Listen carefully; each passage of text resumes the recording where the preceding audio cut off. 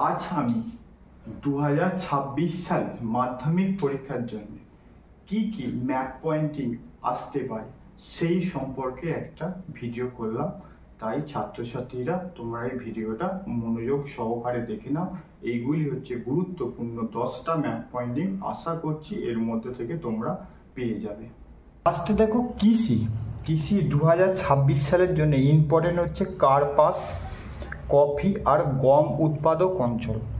কারণ দেখো 2025 সালে পড়েছে ইক্ষু উৎপাদক অঞ্চল আর 2024 সালে পড়েছে চা।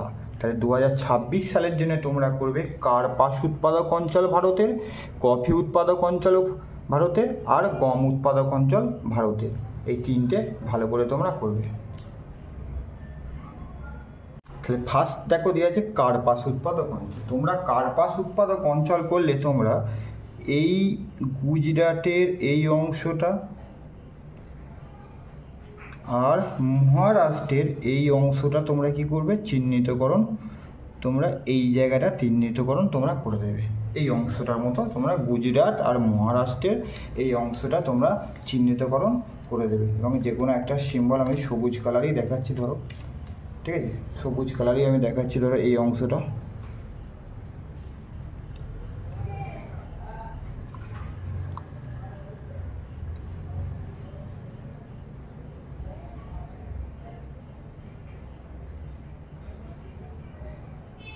ঠিক আছে, এই অংশটা তোমরা দেখে দিচ্ছ। এইটা হয়ে গেল ভারতের একটা কার্পাস উৎপাদক অঞ্চল। এইটা তাহলে লিখে দিচ্ছে এখান থেকে 1 নম্বরে হচ্ছে কার্পাস উৎপাদক অঞ্চল। কার্পাস উৎপাদক অঞ্চল, কার্পাস উৎপাদক অঞ্চল এই অংশ কোন কোন রাজ্যে দেখালাম তোমরা লিখে দেবে। 1 নম্বর হচ্ছে গুজরাট এই অংশটা আর তার সাথে মহারাষ্ট্র হয়ে গেল কার্পাস উৎপাদক অঞ্চল দেখালে তোমরা এই জায়গাটা দেখিয়ে দেবে।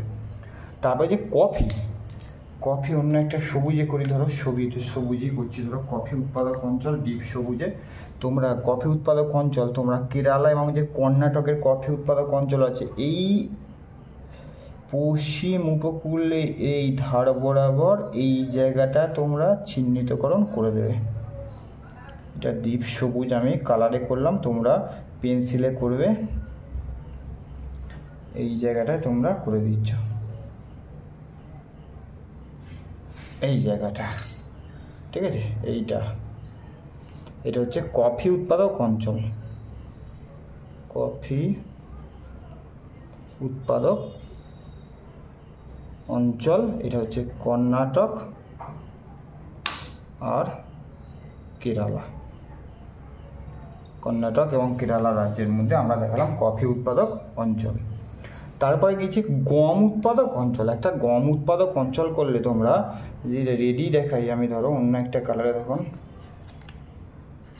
নীলে বা ইয়েলো কালারে দেখানো হয় গম উৎপাদক অঞ্চল, ইয়েলোতেই ধরো দেখানো হবে গম উৎপাদক অঞ্চল ইয়েলো কালারে। তাহলে তোমরা এই উত্তরপ্রদেশ এই জায়গাটা উত্তরপ্রদেশ থেকে শুরু করে এবং পাঞ্জাব এবং যে হরিয়ানা আছে এই অংশটা গোটাটা তোমরা পেন্সিল দিয়ে ঘষে দেবে, বা আমি এখানে ইয়েলো কালার করে দিচ্ছি এই জায়গাটা।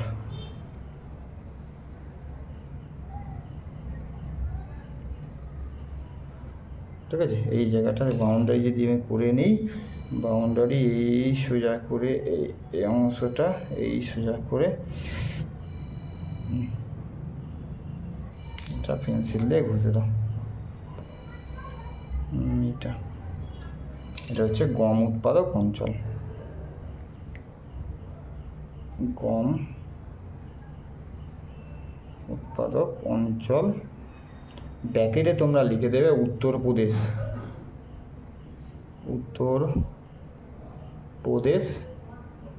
পাঞ্জাব আর হরিয়ানা, উত্তরপ্রদেশ পাঞ্জাব আর হরিয়ানা রাজ্যে অবস্থিত। তাহলে এবারে এর জন্য তাহলে তোমরা 3টে করছো ভালো করে। গম উৎপাদক অঞ্চল দেখানো হলো, এটা কার্পাস উৎপাদক অঞ্চল আর কফি উৎপাদক অঞ্চল। 2 নম্বরে দেখো স্বাভাবিক উদ্ভিদ 26 সালে দুটো মরু উদ্ভিদ আর চিরহরিত অরণ্য। কারণ 2025 সালে পড়েছিল ম্যানগ্রোভ অরণ্য আর 2024 সালে পড়েছিল ভারতের বনভূমি গবেষণা কেন্দ্র। তাহলে প্রথমে দেখো কী দেওয়া আছে, মরু উদ্ভিদ। তাহলে ভারতের যে মরু উদ্ভিদ যে স্থানে দেখা যায় সেইটা তোমরা করে দেবে রাজস্থানের থর মরুভূমি। এটা কোথায় দেখা যায়? রাজস্থানের থর মরুভূমি। রাজস্থানের থর মরুভূমি তোমরা এই জায়গাটায় দেখিয়ে দেবে। এই অংশটা তোমরা, আমি এখানে হলুদ কালারে করে দিলাম, এই জায়গাটা তোমরা রং করে দেবে বা পেন্সিল দিয়ে তোমরা এই জায়গাটা পূর্ণ করে দেবে।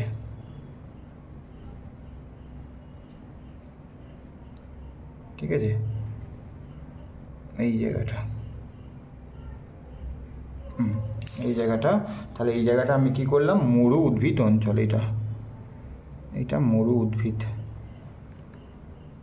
মরু উদ্ভিদ কোন রাজ্যে দেখালাম? আমরা দেখালাম হচ্ছে রাজস্থান। ঠিক আছে, মরু উদ্ভিদ হচ্ছে রাজস্থান। আর একটা হচ্ছে চিরহরিত অরণ্য।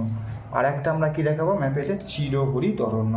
চিরহরিত অরণ্য যদি ডিপ সবুজটা গোলা পশ্চিমঘাট পর্বতের পশ্চিম ঢাল, পশ্চিমঘাট পর্বতের পশ্চিম ঢাল, তোমরা এই উপকূলের ধার বরাবর আস্তে আস্তে তোমরা এই গোটাটা ধার বরাবর এই জায়গাটা পর্যন্ত একদম চলে যাবে। এই দিকটা তোমরা এবার ডিপ কালারে করে দেবে। এটাতে ধারা বরাবর চলে যাচ্ছ এই অংশটা, এটা তুমি একদম এই বাউন্ডারি বরাবর পশ্চিমী উপকূলে একদম ধার বরাবর আস্তে আস্তে তোমরা একটু সামান্য পরিধিটা বাড়িয়ে দেবে। এইটা এইটা হয়ে গেল গোটা যে দেখালাম, এইটা তোমার সবুজ কালারে দেখালাম, এটা হচ্ছে চিরহরিত অরণ্য অঞ্চল। এই তীরচিহ্নটা এদিকে দেবে, চিরহরিত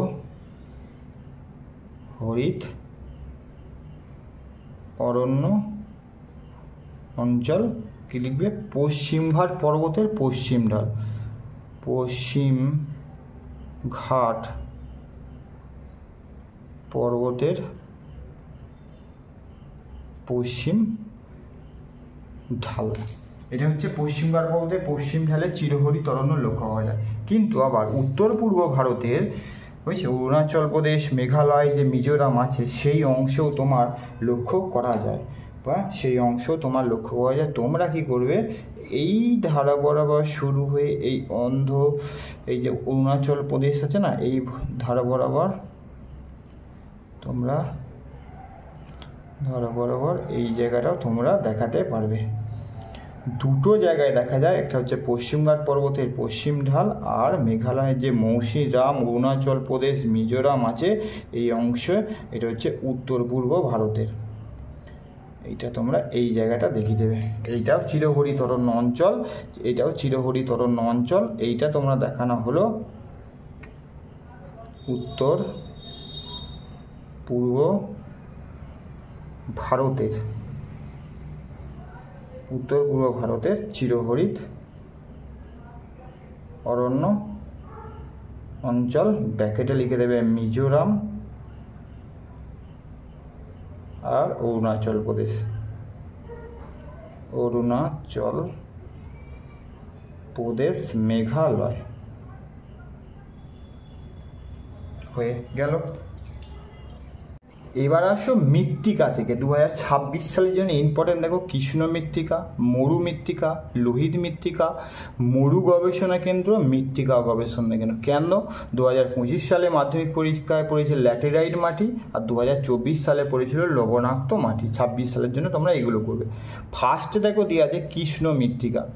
ফার্স্টে কৃষ্ণ মৃত্তিকা কালোই যদি আমি করি মৃত্তিকা, ধরো কালো কৃষ্ণ মৃত্তিকা, তোমরা কৃষ্ণ মৃত্তিকা করলে মহারাষ্ট্র এবং গুজরাটের বিস্তীর্ণ অংশে, হ্যাঁ তোমরা দেখিয়ে দেবে একদম এই জায়গাটায় শুরু করে এইখান থেকে তোমরা এই জায়গাটায় আছে, তোমরাকে এই নিচে অংশ থেকে ধরে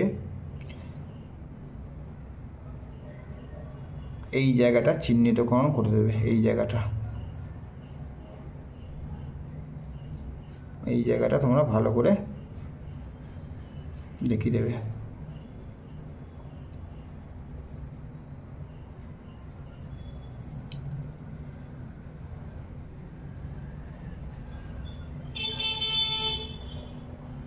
এইটা ঠিক আছে, এইটা হয়ে গেল তোমার কৃষ্ণ মৃত্তিকা অঞ্চল। এইটা হচ্ছে কৃষ্ণ মৃত্তিকা অঞ্চল। তাহলে এটা হচ্ছে কৃষ্ণ বা রেগুড় বা কালো মাটি।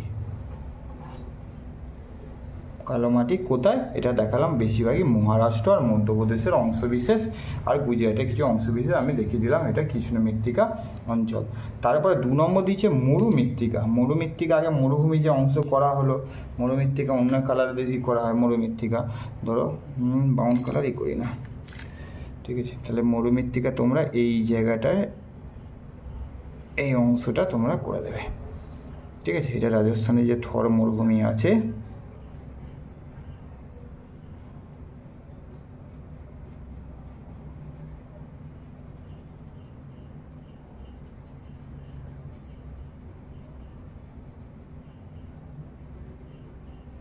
এটা হয়ে গেল মরু মৃত্তিকা। এটা তোমার কি দেখালাম আমি? মরু মৃত্তিকা।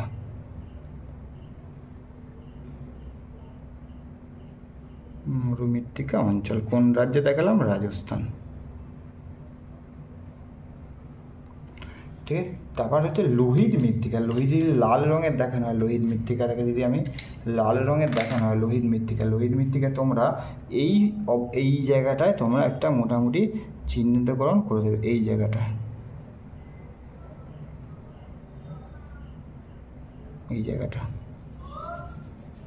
এই জায়গাটা তোমরা চিহ্নিতকরণ করে দেবে। এটা হচ্ছে লোহিত মৃত্তিকা।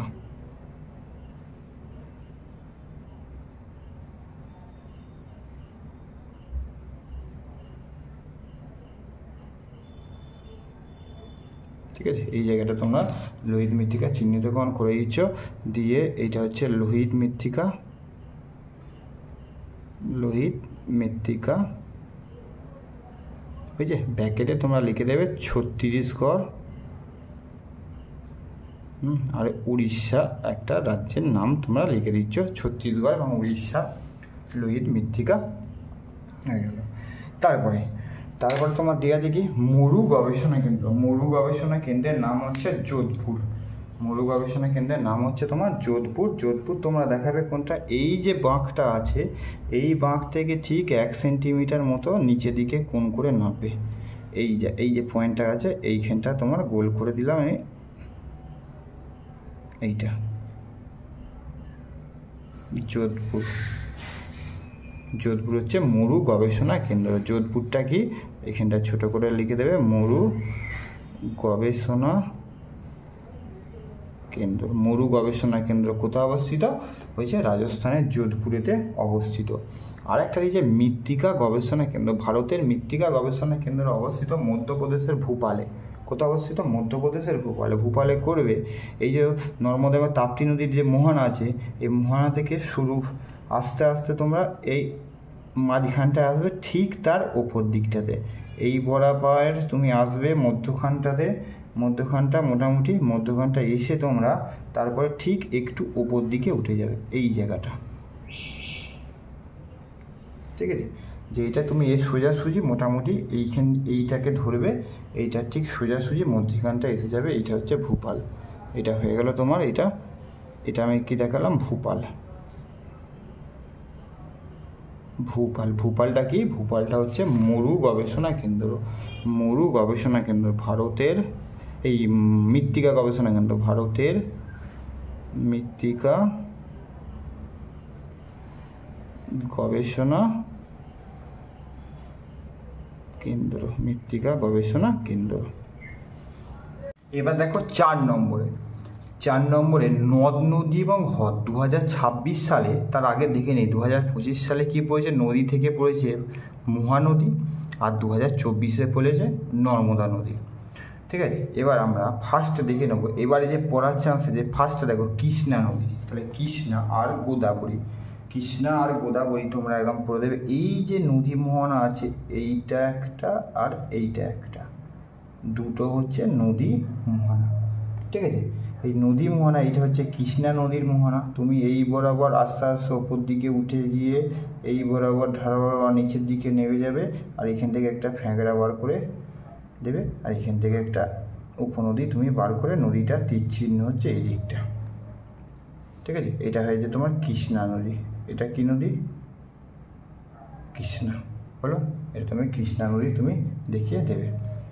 কৃষ্ণার পরে আছে দেখো এইটা হচ্ছে গোদাবরী নদীর মোহনা। গোদাবরী নদীর মোহনা এইখান থেকে আস্তে আস্তে তুমি ওপর দিকে যাবে, যে আবার একটু বাঁক নেবে, আবার আস্তে আস্তে করে দেবে, আর এই দিক থেকে দুই একটা উপনদী তুমি বের করে দেবে। এইটা তোমার প্রবাহিত হয়েছে তোমার এই দিকে, এইটা হচ্ছে গোদাবরী নদী। এটা হচ্ছে কৃষ্ণা, এটা গোদাবরী নদী হয়ে গেল। এই দুটো ভালো করে তোমরা।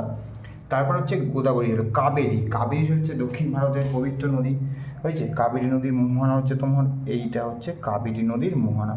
কাবেরী নদীর মোহনা আস্তে আস্তে তুমি যাবে পশ্চিম দিকে হয়ে বেঁকে আসতে প্রভুর দিয়ে, ঠিক আছে। এইটা তীরচিহ্নটা তোমার এই দিকে প্রবাহিত হয়েছে, যে তোমার পড়েছে কোথায় বঙ্গোপসাগর। এটা হচ্ছে কাবেরী নদী, কাবেরী নদী। তারপরে কাবেরী নদী হয়ে গেল। তাপ্তি নদী, আর এখানে মহানদীটা আগে করো, মহানদীটা কিন্তু করার চান্স আছে। মহানদীর মোহনা হচ্ছে তোমার এইটা, এটা হচ্ছে মহানদী নদীর মোহনা। এটা আস্তে আস্তে বেঁকে উপর দিকে গিয়ে এটা হচ্ছে মহানদী নদী মোহনা তোমার এটা হয়ে যাচ্ছে মহানদী করে দেবে। এবার দিয়েছে কি তাপ্তি নদী। তাপ্তি নদী তুমি কি করবে, তাপ্তি নদী হচ্ছে এইখানে হচ্ছে নর্মদার নিচের দিকে হচ্ছে তোমার এই জায়গাটায় ধরবে, এই জায়গাটা আস্তে আস্তে নদীটা, এটা তোমার খাম্বাত উপসাগরে পড়েছে তাপ্তি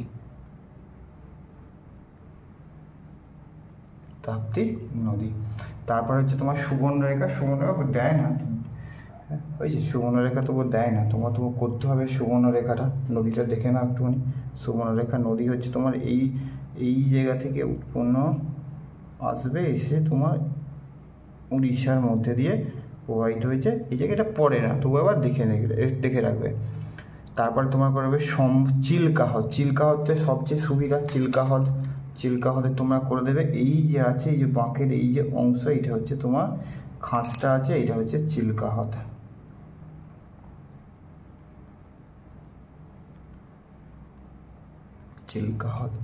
তারপর দেখো সম্বর দিয়ে আছে।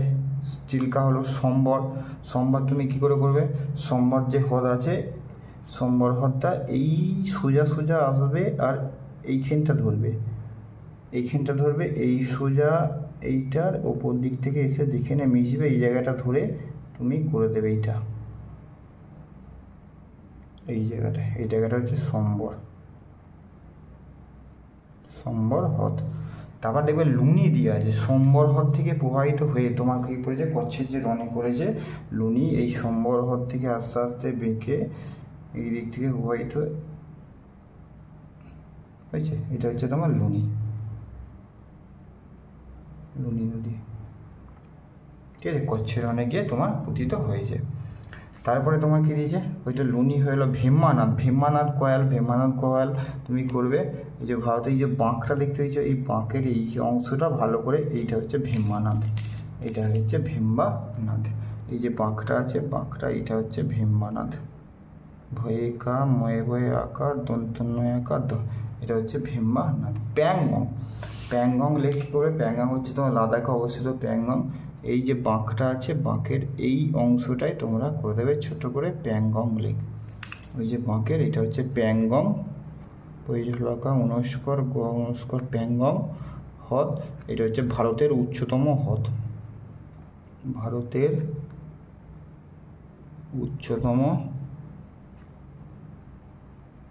লবণাক্ত হ্রদ। আর দিয়েছে উলার আর ডাল হ্রদ। তোমরা এই বাঁকের পরিপ্রেক্ষিতে এই জায়গাটা করবে উলার, আর তার পাশে করে দেবে ডাল, ঠিক আছে। উলার আর ডাল পাশে তোমরা করে দিচ্ছ। এই যেটা হচ্ছে এই বাঁকটা হচ্ছে ফার্স্টেরটা, এইটা হচ্ছে উপর এই বাঁকটা রেসপেক্টে তোমরা করে দেবে। এটা হচ্ছে তোমার উলার, ঠিক আছে। আর ওর ঠিক পাশে হচ্ছে তোমার ডাল, ঠিক আছে। তাপ্তি, প্যাংগং, উলার, ডাল সবগুলি করা হয়ে গেল। দেখো এবার হচ্ছে উপকূল থেকে 26 সালের জন্য ইম্পর্টেন্ট। দেখো কঙ্কন উপকূল আর করমণ্ডল উপকূল। আবার করমণ্ডল উপকূল না দিয়ে বছরে দুবার বৃষ্টিপাতযুক্ত অঞ্চলও পড়তে পারে। 2024 সালে পড়েছিল মালাবার উপকূল, 2024 সালে পড়েছিল মালাবার। তাহলে আমরা দেখাবো কঙ্কন উপকূল।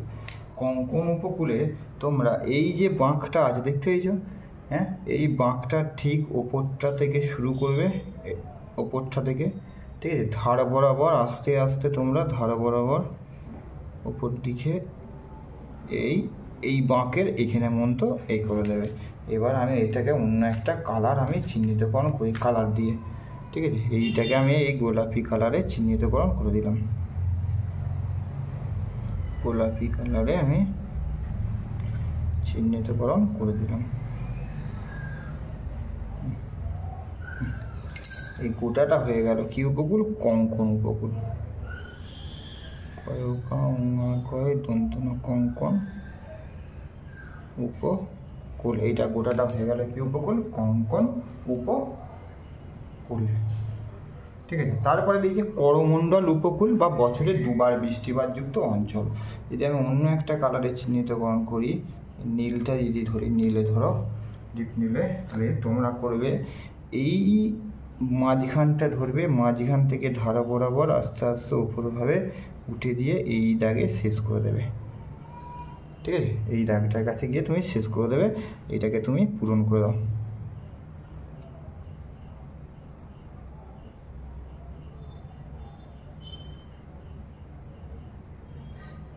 এটাকে পূরণ করে দেবে।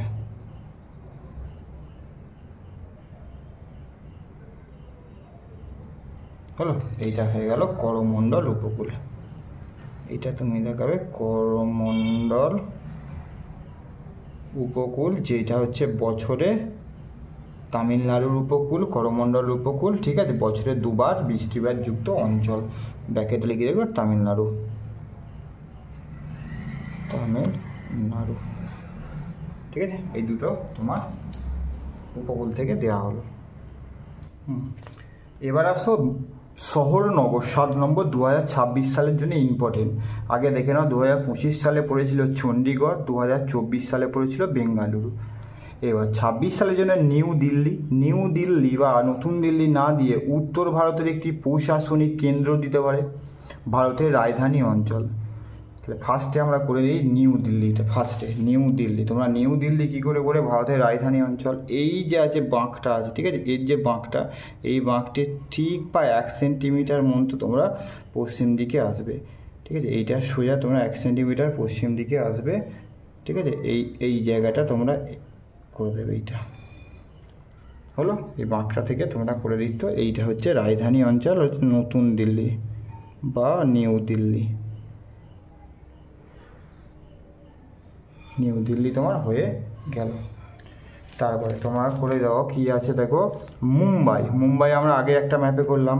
এই যে বাঁকটা আছে, এই যে বাঁকের টাইপ, এই যে বাঁকের একটু নেমে যাচ্ছে, এই ঠিক এই বাঁকের এই ওপর প্রান্তটায় তোমরা করে দেবে, এইটা হয়ে গেল মুম্বাই।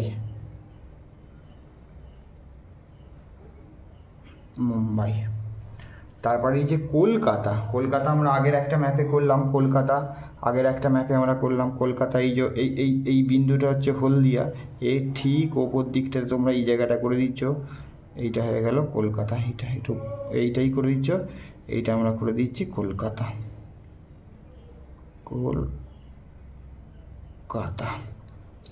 তারপরে এই যে চেন্নাই কী করেছে, চেন্নাই এই যে বাঁকের যে ফোলা অংশটা, দক্ষিণ ভারতের এই বাঁকের ফোলা অংশটা, একদম এই ফোলা যে অংশটা আছে এই জায়গাটায় তোমরা করে দেবে চেন্নাই। বাঁকের এই অংশটা তোমরা কোণায় যেন ভেতরের দিকে থাকে, ঠিক আছে, এটা হয়ে গেল চেন্নাই। তারপরে দিয়ে আছে তোমার হলদিয়া তোমরা করবে এই যে বাঁকের আছে পশ্চিমবঙ্গের বাঁকের ঠিক এই একদম বিন্দুটার ওপরটাতেই তোমরা করে দিচ্ছ হলদিয়া। তারপরে যে ভারতের ম্যানচেস্টার বলে আহমেদাবাদকে, এই গুজরাটের এই বাঁকটা ধরবে, এই বাঁকটা ঠিক ওপরটায় তোমরা করে দেবে, এই জায়গাটায়, এই বাঁকটা ঠিক ওপরটা জায়গায় করে দেবে, তোমরা করে দেবে আহমেদাবাদ। বাদ হচ্ছে ভারতের ম্যানচেস্টার। এবার দক্ষিণ ভারতের ম্যানচেস্টার বলা হয় কোয়েম্বাটুরকে। কোয়েম্বাটুর হচ্ছে এই যে আছে না এই বাঁকটা, এই বাঁকের এইখানটা তোমরা ধরবে, এইখানটা ধরে কোণ করে একটু ওপর দিকে উঠে এই জায়গাটায় তোমরা করে দেবে, এই জায়গাটা, ঠিক আছে, এই জায়গাটা তোমরা করে দিচ্ছ। এইটা হয়ে গেল তোমার কোয়েম্বাটুর। ওই দক্ষিণ ভারতের ম্যানচেস্টারকে বলা হয় কোয়েম্বাটুর। কয়ে ওকা অন্তস্থায়ী একা ময়ে বয়ে আঁকা টয় হস্য উরু। দক্ষিণ ভারতের ম্যানচেস্টার বলা হয় কোয়েম্বাটুরকে। 8 নম্বরে দেখো পর্বত মালভূমি এবং উপত্যকা 2026 সালে। 26 সালে দেখো 25 সালে ইম্পোর্টের পরে বলছি, 25 সালে কী পড়েছে সাতপুরা পর্বত, 24 সালে পড়েছে মেঘালয় মালভূমি। তাহলে এবারে 26 সালের জন্য গুরুত্বপূর্ণ হচ্ছে আরাবল্লী পর্বত, কারাকোরাম পর্বতশ্রেণী, নীলগিরি পর্বতশ্রেণী, বিন্ধ্য, শিবালিক, কাশ্মীর উপত্যকা এবং উচ্চতম মালভূমি হচ্ছে ভারতের। ফার্স্টে চলো আরাবল্লী পর্বত। আরাবল্লী পর্বত যদি আমি 52 কালারের আরাবল্লী পর্বতের এই যে অংশটা আছে তোমরা এই বাঁকটার ঠিক পূর্ব দিকে আসবে, পূর্ব দিকে এসে এই জায়গা থেকে শুরু করে আস্তে আস্তে বেঁকিয়ে চলে যাবে। এইটাকে তোমরা কি করে মাউন্টেন যেমন পিক হয় ত্রিভুজ টাইপের তোমরা করে দেবে, হয়ে গেল। এটা কি পর্বত? আরাবল্লী পর্বত। এইটা হচ্ছে আরাবল্লী, আকা ব লাই দীর্ঘ আরাবল্লী পর্বত তোমার চিহ্নিতকরণ করা হয়ে গেল। 2 নম্বরে কি দিয়েছে? 2 নম্বরে দিয়েছে দেখো কারাকোরাম। তাহলে 2 নম্বরে তোমরা কারাকোরাম করবে তোমরা কোথায়? এই জায়গাটাতে একদম জম্মু যে কাশ্মীর এবং লাদাখ আছে তোমরা একদম এই ধার বরাবর তোমরা এই জায়গাটা চিহ্নিতকরণ করে দেবে, ঠিক আছে। এই জায়গাটা তোমরা চিহ্নিতকরণ তোমরা করে দিচ্ছ ধার বরাবর। এটা হয়ে গেল তোমার কি কারাকোরাম। এটা কয়াকা রয়ে আঁকা কয়কা রয়ে আঁকা কারাকোরাম পর্বতশ্রেণীর সর্বোচ্চ শৃঙ্গ তোমার K2টাও দেখিয়ে দিচ্ছি। তোমরা K2 যদি পরীক্ষায় পড়ে তোমরা এই বাঁকের অংশটা এই জায়গাতে ত্রিভুজ টাইপের তোমরা করে দেবে এই জায়গাটাতে, ঠিক আছে। এই জায়গাটা দেখিয়ে দেবে, এইটা হচ্ছে তোমার K2। কারাকোরাম পর্বতশ্রেণীর সর্বোচ্চ শৃঙ্গের তার নাম হচ্ছে তোমার K2। একবারে আমরা ম্যাপের মধ্যে দেখিয়ে দিলাম। তারপরে এই যে দেখো নীলগিরি পর্বত তোমরা কী করে দেখাবে? নীলগিরি পর্বত এই যে দক্ষিণ ভারতে চলে আসবে, দক্ষিণ ভারতে চলে এসে তোমরা এই বাঁকটা ধরবে, এই বাঁকটা, ঠিক আছে। এই বাঁকটা বা এই নিচের দিকে আছে তোমার কারাকোরামের নীলগিরি পর্বত, তোমরা ধরবে এই বাঁকটা, ঠিক আছে। এই বাঁকে সোজাসুজি আসবে তোমার এই জায়গাটা, এই বাঁকটা ধরে এই জায়গা থেকে সোজাসুজি পশ্চিম দিকে তোমরা আসবে, এই ঠিক এই জায়গাটা ছোট করে দেবে। এটা তোমার হয়ে গেল নীলগিরি।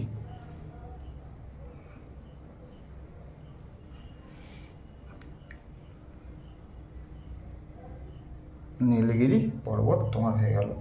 তারপরে দিয়েছে কি পর্বত? বিন্ধ্য পর্বত তোমরা কি দেখবে? বিন্ধ্য পর্বত এই যে আছে নর্মদা এবং তাপ্তি নদী আছে এইখানে তোমার পড়েছে, তোমরা এইখান থেকে সরে আসবে পূর্ব দিকে একটুখানি, পূর্ব দিকে এইখান থেকে শুরু করে আস্তে আস্তে বেঁকে ওপর দিকে তোমরা উঠে যাবে আস্তে আস্তে। এই বাঁকটা এইটা হয়ে গেল তোমার বিন্ধ্য পর্বত।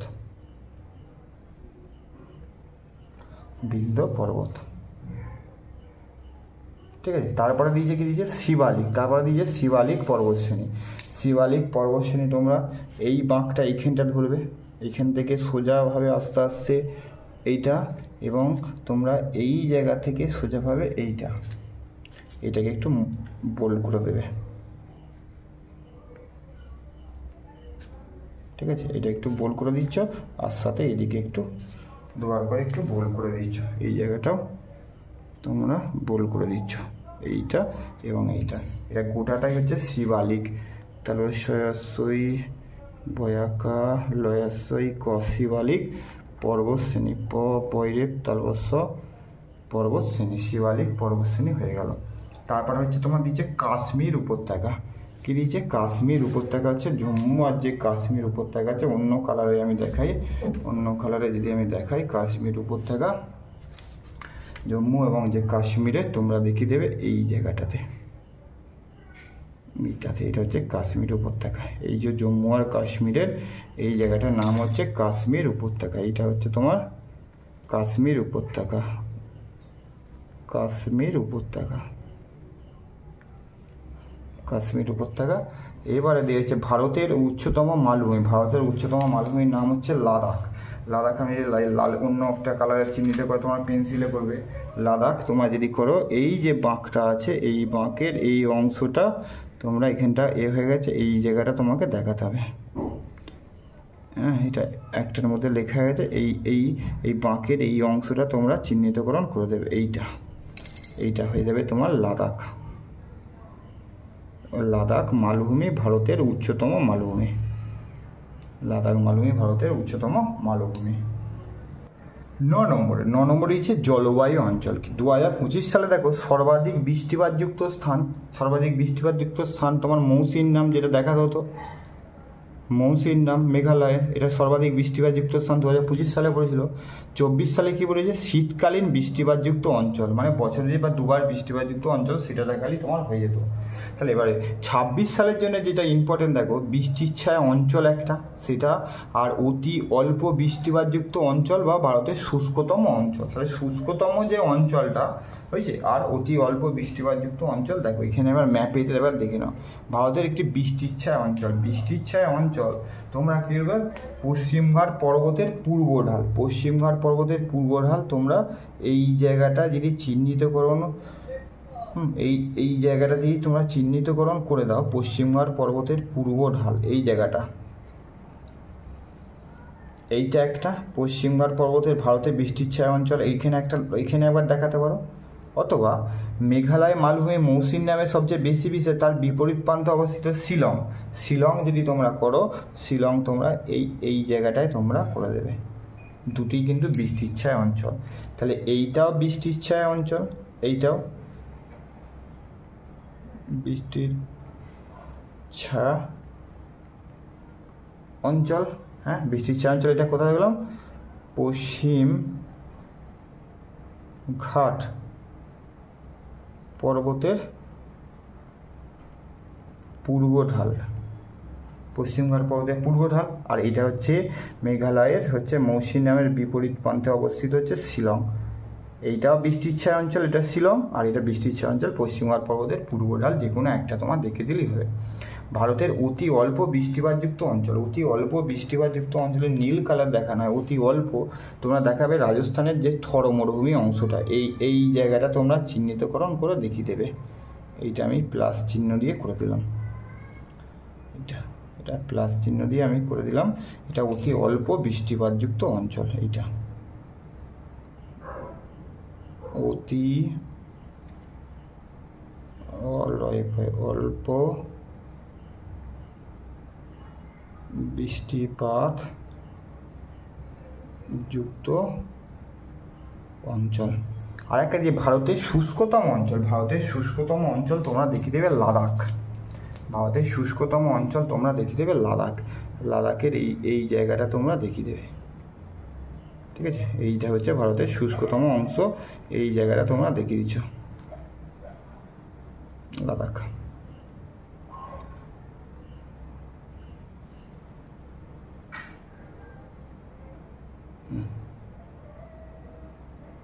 এটা হচ্ছে তোমার লাদাখ, এই জায়গাটা, এটা হচ্ছে তোমার লাদাখ। ব্যাকেট তোমার লিখতে হয়েছে ভারতের হয়েছে শীতল শুষ্কতম অঞ্চল হচ্ছে লাদাখ। আর যদি উষ্ণতম বলে তখন দেখাতে হচ্ছে রাজস্থানের থর মরুভূমি। এটা অতি অল্প বৃষ্টিপাতযুক্ত অঞ্চল রাজস্থান।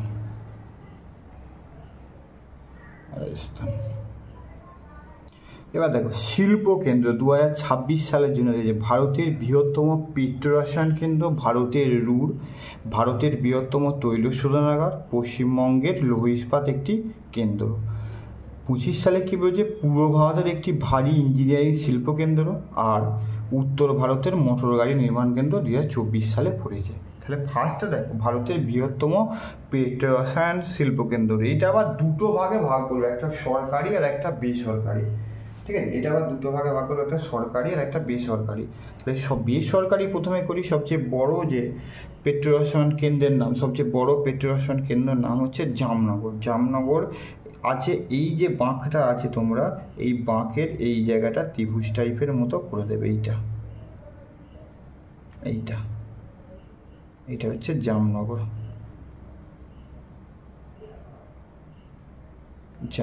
জামনগর হচ্ছে বেসরকারি।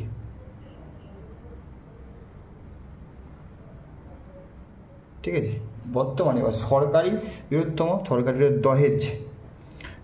এই বাঁকের ঠিক এই প্রান্তটা এই জায়গাটা করে দেবে, দ হয়েকা বর্গিজ, দহেজ হচ্ছে সরকারি। তাহলে বেসরকারি হচ্ছে তোমার জামনগর, আর সরকারির নাম হচ্ছে এবং নবীনতম হচ্ছে তোমার দহেজ, বৃহত্তম এবং নবীনতম হচ্ছে দহেজ। ভারতের রুর কাকে বলা হয়? ভারতের রুর বলা হয় দুর্গাপুরকে। তোমরা দুর্গাপুর কী করে করবে? দুর্গাপুর এই যে বাঁকটা আছে, বাঁকটা থেকে প্রায় 1 সেন্টিমিটারের একটু কম তোমরা পশ্চিম দিকে সরে আসবে। ঠিক আছে, এই জায়গাটা তোমরা করে দেবে দুর্গাপুর, এইটা।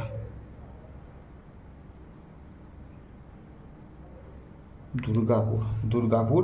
তাহলে ভারতের যদি রুর বলা হয়, ভারতের রুর তোমাকে যে দাগ নাম্বার থাকবে, ভারতের রুর মানে হচ্ছে দুর্গাপুর। ভারতের বৃহত্তম তৈল শোধনাগার কি দেখা যাবে? ভারতের বৃহত্তম তৈল শোধনাগার তোমরা দেখা যাবে জামনগর। ঠিক আছে, পশ্চিমবঙ্গের একটি লৌহ ইস্পাত শিল্পকেন্দ্র, পশ্চিমবঙ্গে তোমরা লৌহ ইস্পাত শিল্পকেন্দ্র দেখে দেবে, এইটা দুর্গাপুরই তোমরা দেখিয়ে দেবে। এই বাঁক থেকে তোমরা পশ্চিম দিকে 1 সেন্টিমিটার একটু কম এই জায়গাটাই তোমরা দুর্গাপুর দেখিয়ে দেবে। তোমাদের সবচেয়ে সহজ হবে, একটাই তোমরা করবে, দুর্গাপুরটাই তোমাদের সবচেয়ে সহজ।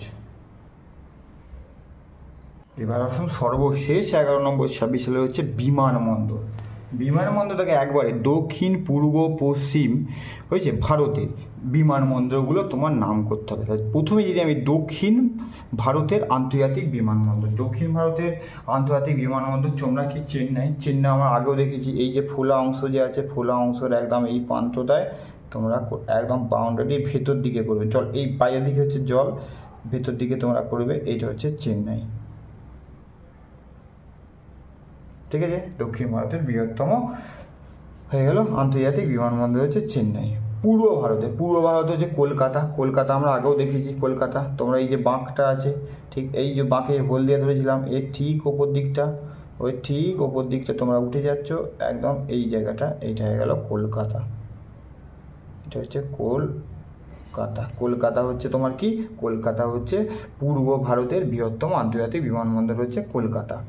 তারপরে এবার পশ্চিম ভারতের বৃহত্তম হচ্ছে মুম্বাই তোমরা করবে কোনটা? এই জায়গাটা একদম এই যে বাঁকের এই প্রান্তটা, এটা হচ্ছে মুম্বাই।